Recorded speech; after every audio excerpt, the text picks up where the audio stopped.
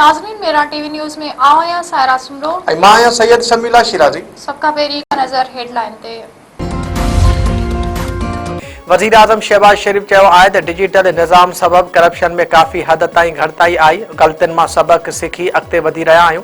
पाकिस्तान ऐं सऊदी अरब विच में भाइराणा ऐं मज़बूत लाॻापा क़ाइमु आहिनि, जेके वक़्त सां गॾु वधीक मुस्तहकम थी रहिया आहिनि। सऊदी अरब में फ्यूचर समिट कॉन्फ्रेंस खे ख़िताब कंदे वज़ीर आज़म शहबाज शरीफ चयो त पाकिस्तान ख़िते में मुआशी ताउन ऐं तरक़ी लाइ पुरअज़म आहे। पाकिस्तान में बैरूनी सीड़पकारनि लाइ बेशुमार मौक़ा मौजूदु आहिनि, छो त मुल्क कुदरती वसीलनि सां मालामाल आहे। दुनिया खे पंहिंजे ग़लतियुनि सां सबक सिखी अॻिते वधणो पवंदो, जीअं पाइदार तरक़ी मुमकिन बणाए सघिजे।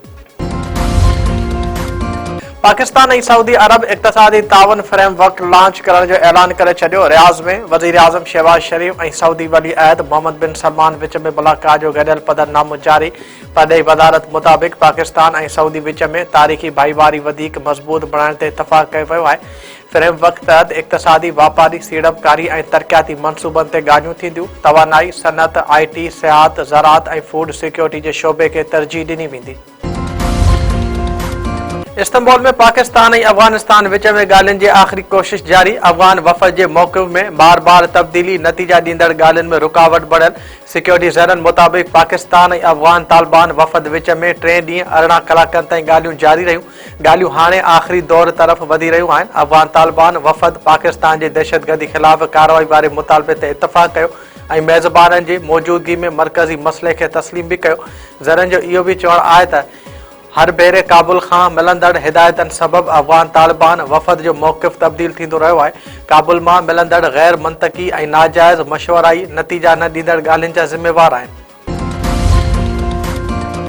आज़ाद कश्मीर जे वज़ीर आज़म ख़िलाफ़ बेएतमादी रिथ अॼु कंहिं बि वक़्तु जमा कराइण जो इम्कान। पीपल्स पार्टी पारां अनवारुल हक़ खे इस्तीफ़ा लाइ ॾिनल मोहलत ख़तमु। अनवारुल हक़ पारां बेएतमादी रिथ जो मुक़ाबिलो करण जो फ़ैसिलो। नून लीग पीपल्स पार्टी खे वोट ॾियण खां इनकार करे छॾियो। मुस्लिम लीग नून जे इजलास जी अंदरूनी कहाणी साम्हूं अची वई। ज़रनि मुताबिक़ मुस्लिम लीग नून आज़ाद कश्मीर में हुकूमत जी तब्दीली में पीपल्स पार्टी जो साथ ॾींदी, पर नई हुकूमत जो हिसो न हूंदी। वज़ीर आज़म आज़ाद कश्मीर ख़िलाफ़ बेएतमादी रिथ जी कामयाबी लाइ 27 वोट घुर्बल। पीपल्स पार्टी पारां 36 असेंबली मेंबरनि जी हिमायत हासिल हुजण जी दावा। वफ़ाक़ी वज़ीर अमीर मक़ाम चयो आहे त वफ़ाक़ में PP ऐं PTI जे गॾिजण जो को बि इम्कान नाहे। नवाज़ लीग ऐं पीपल्स पार्टी कश्मीर में हुकूमत जी तब्दीली ते मुतफ़िक़ आहिनि। मीडिया सां ॻाल्हाईंदे अमीर मक़ाम वधीक चयो आहे त नवाज़ लीग ऐं पीपल्स पार्टी जो इतिहाद निज़ाम खे हलाइण लाइ हलंदो रहंदो। बानी PTI जो सोहेल आफ़रीदी मथां एतमाद आहे त पोइ काबीना जी जोड़ जक में कहिड़ी ॾुखियाई आहे। वज़ीर आला KPK सोहेल आफ़रीदी अॼु बानी PTI सां मुलाक़ात लाइ अडियाला जेल वेंदो। तहरीक इंसाफ़ 6 अॻवाननि जी लिस्ट जेल इख़्तियारनि खे उमाणे छॾी। लिस्ट में वज़ीर आला सोहेल आफ़रीदी, बैरिस्टर गौहर, सलमान अकरम राजा ऐं मशाल यूसुफजई जा नाला शामिल। फील्ड मार्शल सैयद आसिम मुनीर जो मिस्र, उर्दन ऐं सऊदी अरब जो तारीख़ी दौरो। फील्ड मार्शल जे दौरनि अस्करी इतिहाद ऐं अमली ताउन जा नवां इम्कान पैदा करे छॾिया। मेज़बान मुल्क जे आला क़यादत पारां पाकिस्तान जे हथियारबंद फ़ौज जे पेशवाराना सलाहियत ऐं ख़िते में अमन ऐं इस्तेहकाम लाइ किरदार ते मुकमल एतमाद जो इज़हार। ज़रनि जो चवणु आहे त मुलाक़ातनि में दहशतगर्दी जे ख़ात्मे, दिफ़ाई ताउन ऐं इंटेलिजेंस भाईवारी वधाइण ते तफ़सीली ॻाल्हियूं थियूं। वॾे वज़ीर मुराद अली शाह घोटकी कंदकोट पुल ते कम तेज़ करण जी हिदायत करे छॾी। वज़ीर आला सिंध मुराद अली शाह जी सदारत हेठि घोटकी कंदकोट पुल वारे मनसूबे में अॻुभराई बाबति इजलास। घर वज़ीर ज़ियाउल हसन लंजार, अली हसन ज़रदारी, चीफ सेक्रेटरी सिंध ऐं ॿियनि जी शिरकत। वॾे वज़ीर खे ब्रीफिंग ॾींदे ॿुधायो वियो त घोटकी कंदकोट पुल ताईं पहुचण वारो रोड मुकमल थी चुको आहे। घोटकी कंदकोट पुल जो कमु 2028 ताईं मुकमल थी वेंदो। वॾे वज़ीर पारां पुल जो कमु 2026 जे आख़िर ताईं मुकमल करण जी हिदायत। मुराद अली शाह चयो आहे त हिन पुल वारो हिकु नुमाया ऐं तारीख़ी मनसूबो हूंदो। घोटकी कंदकोट पुल सिंध, पंजाब ऐं बलोचिस्तान खे हिक ॿिए सां ॻंढींदी। हिन मनसूबे सां टिनी सूबनि विच में राब्ता वधीक बहितर थींदा।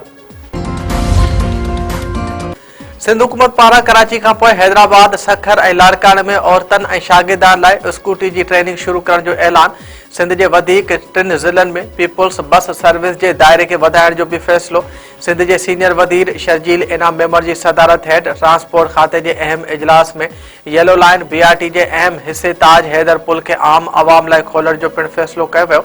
कराची में गुलशन मेमार खां टावर ताईं EV बसनि जो नओं रूट शुरू करण जो बि ऐलान।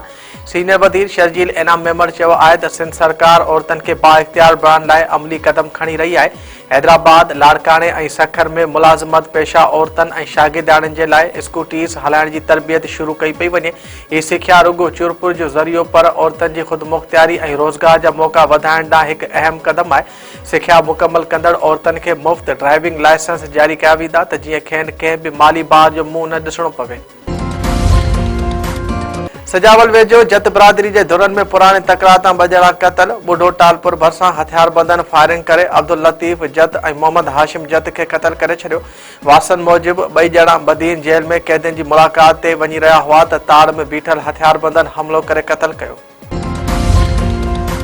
चक वेझो मिसराणी धुरनि में हलंदड़ पुराणो तकरार तेज़ बारड़ो मारिजी वियो। कचे जे केटी शाह ॿेलो में धुरनि जे हिक ॿिए मथां जदीद हथियारनि सां फायरिंग। अब्दुल समी मिसराणी धुर जो बारड़ो अनवर पुट ज़हीर मिसराणी मौक़े ते क़तल, नौजवान ज़ख़्मी। कुर्सी बिरादरी जे धुरनि में तकरार तां कुझु ॾींहं अॻु ज़ख़्मी थियल नौजवान राज़ी ख़ान कुर्सी सखर जी अस्पताल में फौत। धुरनि में छिकताण तेज़। लाड़काणे में हथियारबंदनि हथां शहीद थियल बकापुर पुलिस चौकी जे इंचार्ज मुश्ताक तुनियो जो मर्द सरकारी एज़ाज़ सां मिटी माउ हवाले। लाड़काणे जी पुलिस हेडक्वार्टर में शहीद जी जनाज़े नमाज़ अदा कई वई। DIG नासिर आफ्ताब पठान, SSP अहमद चौधरी ऐं ॿियनि अमलदारनि जी शिरकत। मुश्ताक तुनियो जी बाकराणी भरिसां ॻोठ हारून तुनियो जे मक़ामी कब्रिस्तान में सरकारी एज़ाज़ सां तदफ़ीन। हैदराबाद में डेंगी वधीक, हिकु शहरी जी हयाती खसे वरिती। फौतुनि जो अंग वधी सोरा थी वियो। लतीफ़ाबाद 11 नंबर वासी सजाद चिश्ती डेंगी बुखार सबबि फौत थी वियो। वासन जो चवणु आहे त सजाद 4 ॾींहंनि खां डेंगी में मुब्तला हो। सही इलाज न थियण करे फौत थी वियो आहे। शहरनि पारां ज़िले इंतिज़ामिया खां फौरी तौर ते मच्छरमार स्प्रे कराइण जी घुर।